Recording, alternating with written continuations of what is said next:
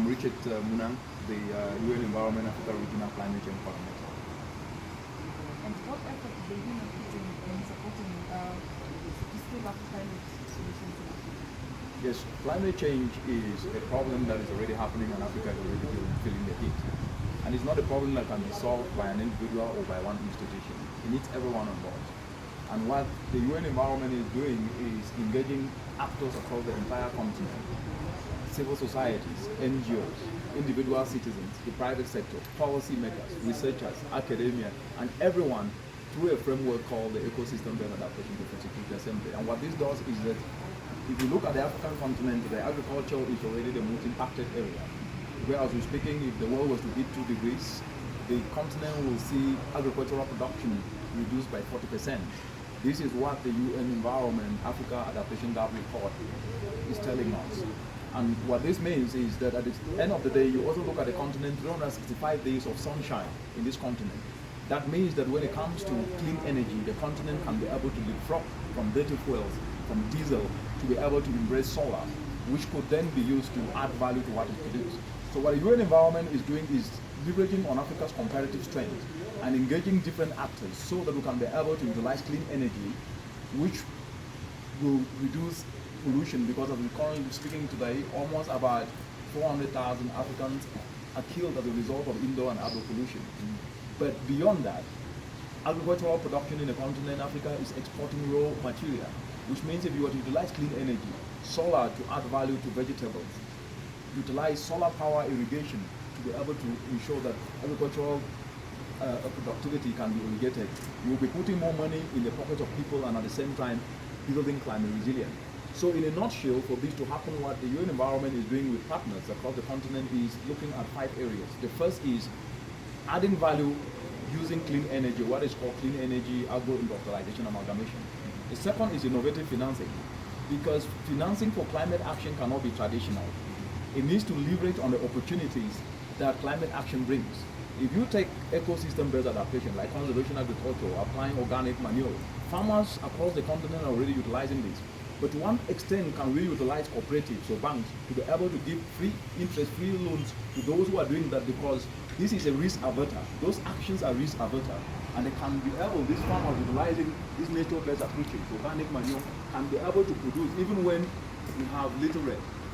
If they are able to be given interest, low interest loans, to be able to utilize finances to bring input, they can be able to pay back. The third is that if you look at the continent today, what is produced is very crucial. People are becoming climate conscious. How do you produce? Do you produce in a way that you are not adding chemicals into the soil that destroy the ecosystems? People are becoming conscious of what they eat. Is it good for their health? How was it processed? Was it processed in a way that emissions were added into the atmosphere? And this, the UN Environment is coming up with what is called a compliance standard, whereby actually we are utilizing approaches that are working with nature, not against nature, adding value, using clean energy, and in this way, these will be able to fetch more markets beyond Kenya and other African countries. And the fourth one is very, very crucial. It's about policy. Policy is the biggest driver of change.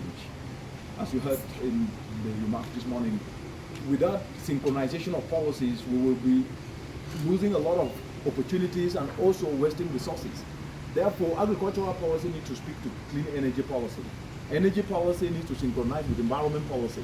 So this policy synchronization and coherence is very crucial. The UN Environment is helping countries set up this interministerial cross-cutting policies so that they can help inform actions on the ground and create an enabling environment for non-state actors to come on board. And lastly, information communication technology is crucial. The youth, the vibrant youth that we have in the continent, over 200 million of them, they are tech savvy.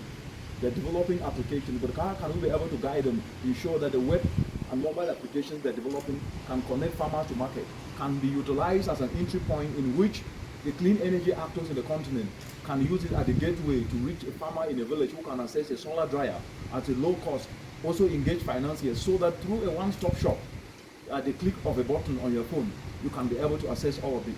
And this right here in Kenya, a group of youth have come together utilizing their information communication skills, their marketing skills, their clean energy skills, and they have come up with what is called Bago Pamoja, which is an enterprise, a youthful enterprise that they are bringing their skills and leveraging on these opportunities to connect the dots across the entire global value chain, and by this they're creating wealth for themselves and solving a big climate problem.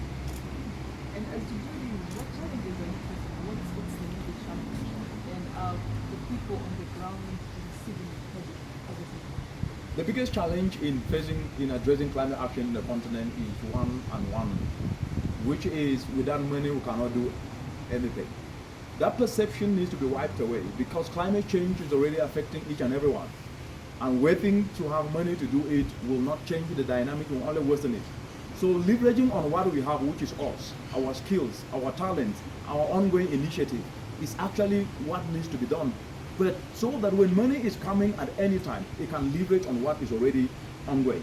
And this is being done by inspiring youth to be able to embrace climate action using their skills, to nurture their skills, to leverage on what is already happening, and at the same time also use every tool that they have, regardless of profession, whether you are a mechanic, whether you are a farmer, whether you are a nurse or a medical doctor. Every skill matters. And this is in a process called innovative volunteerism, which is being championed across all the 54 African countries. And this is turning that perception of without having money we cannot do something to we are the ones we have been waiting for. And that is proven to actually drive things forward. And that is how the creation of the Bago Pamoja Kenya by the youth came about, through this spirit of leveraging on what we have, which is us. Thank you.